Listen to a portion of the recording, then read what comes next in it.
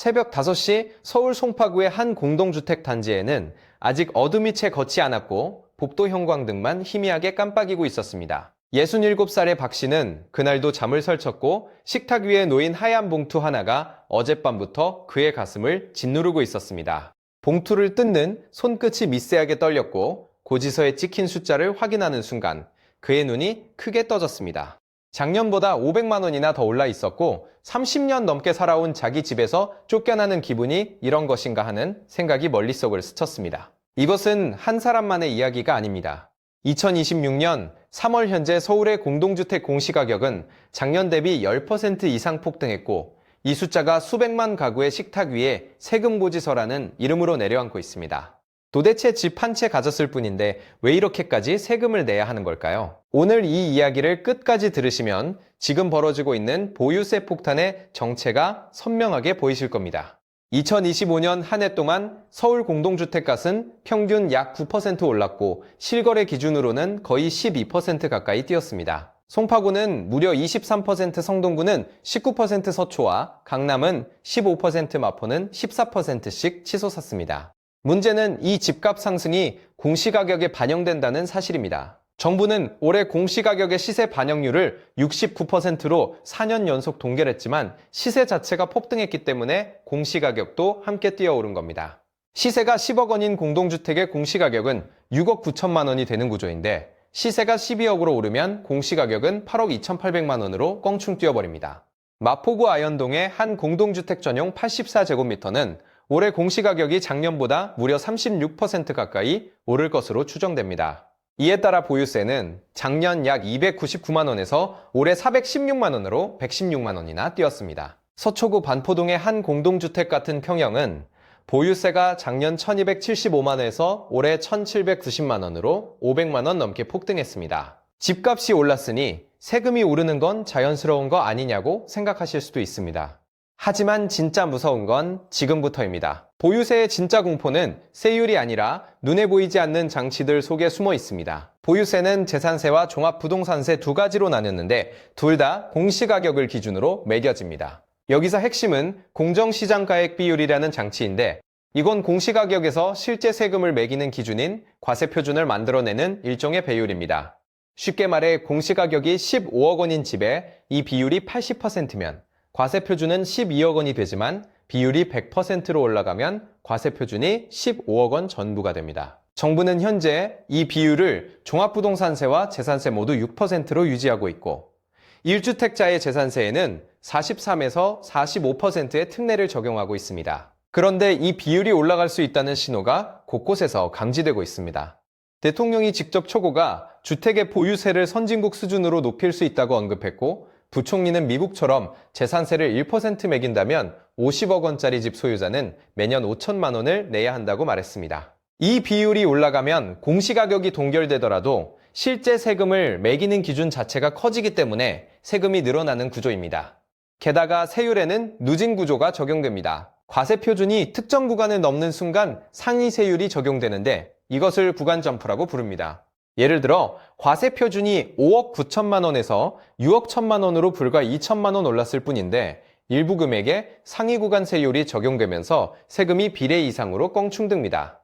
국회 예산정책처의 분석에 따르면 전국 주택 공시가격이 평균 3.3% 올랐을 때 보유세는 5.6%나 늘어났습니다. 공시가격 상승률보다 세금 증가율이 훨씬 더 크다는 뜻이고 이것이 바로 누진 구조의 무서움입니다. 거기에 세부담 상한이라는 또 다른 변수가 있습니다. 지금까지는 보유세가 전년 대비 최대 150%를 넘지 못하도록 하는 안전장치가 있었는데 이 장치마저 폐지될 수 있다는 이야기가 나오고 있습니다.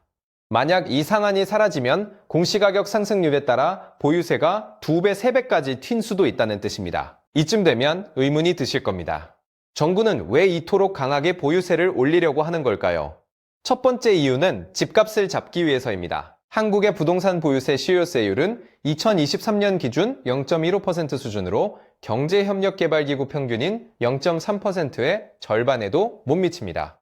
보유세가 낮으니 집을 사서 그냥 들고만 있어도 부담이 거의 없고 이것이 집값을 계속 밀어올리는 한 원인이라는 분석입니다. 두 번째 이유는 세금 형평성의 문제입니다. 부총리는 50억 원짜리 집 한 채를 가진 사람보다 5억 원짜리 세 채를 가진 사람이 세금을 더 많이 낸다면 이것이 공정한가라고 되물었습니다. 똘똘한 한 채 전략이 유행하면서 고가 1주택자에 대한 과세가 상대적으로 느슨해졌다는 지적이 계속됐던 겁니다. 세 번째 이유는 보유세가 법 개정 없이도 정부가 시행령만으로 조절할 수 있는 가장 빠른 카드이기 때문입니다. 공시가격 현실화율도 공정시장 가액 비율도 세부담 상한도 전부 시행령으로 바꿀 수 있어서 국회를 거치지 않고도 정부가 단독으로 세금을 사실상 올릴 수 있는 구조입니다. 그래서 시장에서는 세율 인상보다 이런 장치들의 조정이 더 무서운 증세수단이라는 탄식이 나오고 있습니다. 그런데 이 정책의 칼날이 가장 먼저 닿는 곳은 의외로 투기꾼들이 아닙니다. 서울 공동주택 소유자 10명 중 4명이 60살 이상이고 50대까지 포함하면 전체의 약 65%가 은퇴했거나 은퇴를 앞둔 세대입니다. 강남구에서 70살 이상 소유자 비율은 27.4%, 서초구는 27.8%에 달합니다. 이분들 대부분은 투기를 해서 강남에 사는 것이 아니라 수십 년 전부터 그곳에 살아왔을 뿐입니다. 송파구에 사는 60대 A씨는 30년 넘게 같은 집에 살아왔는데 집값이 올랐다는 이유만으로 세금 부담이 감당하기 어려운 수준이 되었다고 말했습니다. 투기를 한 것도 아닌데 결국 떠나라는 신호로 받아들여진다는 그 말에는 수십 년간 쌓아온 삶의 무게가 담겨 있었습니다. 성동구의 한 주민 역시 오랫동안 실거주해 왔는데 보유세가 감당할 수 없을 정도로 오르면 원치 않게 더 열악한 곳으로 이사할 수밖에 없다고 호소했습니다. 정기소득이 없는 은퇴자에게 보유세 인상은 단순한 세금 문제가 아니라 거주지를 빼앗기는 것과 같습니다. 미국 로스앤젤레스의 부촌 팰리세이지에서는 소득이 줄어들면 그 동네를 떠나는 것이 합리적인 선택이 됩니다. 하지만 한국에서는 보유세가 낮아서 집을 들고만 있어도 수익률이 높기 때문에 누구도 떠나지 않고 순환이 막혀버린 겁니다. 이것이 바로 정부가 보유세를 올려서라도 이 고착된 구조를 깨려는 이유입니다. 하지만 세금 폭탄의 여파는 집주인에게서 끝나지 않습니다. 보유세가 오르면 집주인이 그 부담을 전월세 가격에 전가할 수 있다는 우려가 끊이지 않습니다. 집주인에게 세금을 올리면 그 인상분이 고스란히 세입자의 월세와 전세보전금으로 돌아올 수 있다는 건데 이렇게 되면 결국 가장 취약한 사람들이 가장 큰 피해를 입게 됩니다. 물론 재산세 부담은 자본 소유자에게 귀착되어 누진적이라는 반대 연구 결과도 있습니다. 어느 쪽이 맞든 한 가지 확실한 건 세금이 올라가는 속도가 사람들이 감당할 수 있는 속도를 넘어서는 순간 그것은 정책이 아니라 재난이 된다는 사실입니다. 더 충격적인 현실이 있습니다. 다주택자 양도소득세 중과 유예가 올해 5월 9일에 종료됩니다. 그동안 다주택자들은 집을 팔 때 양도세 중과를 면제받았지만 이 유예가 끝나면 양도세가 2배, 3배로 올라가게 됩니다. 이 때문에 최근 강남 핵심지에서는 호가를 수억 원씩 내린 매물이 쏟아지고 있습니다. 다주택자뿐 아니라 1주택자까지도 매도 행렬에 동참하고 있는데 이는 올해 크게 올라갈 보유세를 미리 피하려는 움직임입니다. 한편에서는 세금 부담을 피하기 위해 증여를 선택하는 사람들도 급증하고 있습니다. 작년 12월 서울의 증여 목적 소유권 2047건으로 2022년 5월 이후 최고치를 기록했습니다. 송파구는 137건에서 280건으로 2배 이상 늘었고 서초구와 용산구도 가파르게 증가했습니다. 하지만 전문가들은 보유세가 현실화되면 증여받은 자녀에게도 같은 세금 부담이 전가되기 때문에 이것은 세금의 대물림에 불과할 수 있다고 경고합니다. 국토연구원의 보고서에 따르면 양도세율이 1%포인트 오를 때 공동주택 매매 가격은 오히려 평균 0.206% 상승하는 경향이 있었습니다. 세금을 올렸더니 사람들이 집을 안 팔게 되고 매물이 줄어 오히려 집값이 올라간다는 역설입니다. 결국 세금이라는 도구가 집값을 잡으려다 오히려 집값을 밀어올리는 모순에 빠질 수 있다는 것이 역사가 보여준 교훈입니다.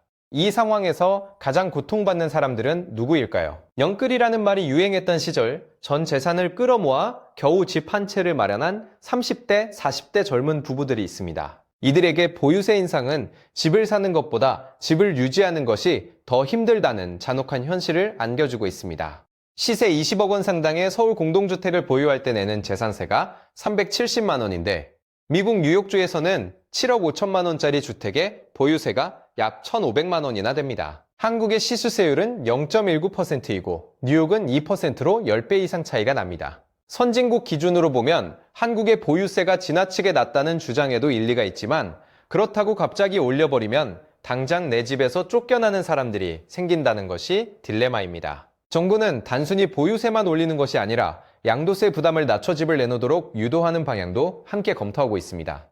집을 들고 있으면 부담이 커지고 팔면 양도세가 줄어드니 자연스럽게 매물이 나오게 하겠다는 전략입니다. 하지만 이 전략이 실제로 집값을 안정시킬 수 있을지에 대해서는 전문가들 사이에서도 의견이 갈립니다.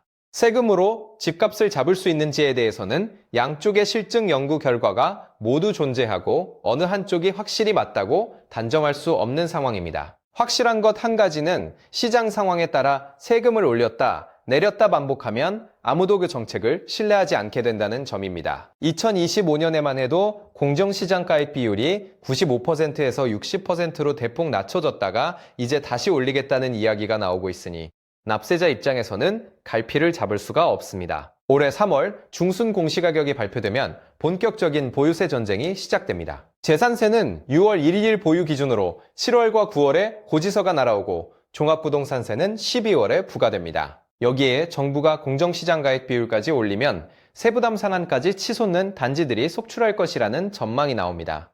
전문가들은 10억 원에서 25억 원대 1주택을 가진 고령층이 세금 때문에 팔지도 못하고 더 좋은 곳으로 옮기지도 못하는 진퇴양난에 빠질 수 있다고 경고합니다. 정책 설계 과정에서 거주 안정성과 세대 형평성을 함께 고려하지 않으면 시장 왜곡이 더 커질 수 있다는 것이 많은 전문가들의 공통된 진단입니다. 세금이란 결국 사회를 유지하기 위한 비용이지만 그 비용이 누군가의 삶의 터전을 뿌리째 흔들어서는 안 될 것입니다. 보유세 정상화는 필요하지만 그 속도와 방법이 사람들의 현실을 외면해서는 안 되며 중립적이고 보편적인 제도로 자리 잡아야 한다는 목소리가 점점 커지고 있습니다.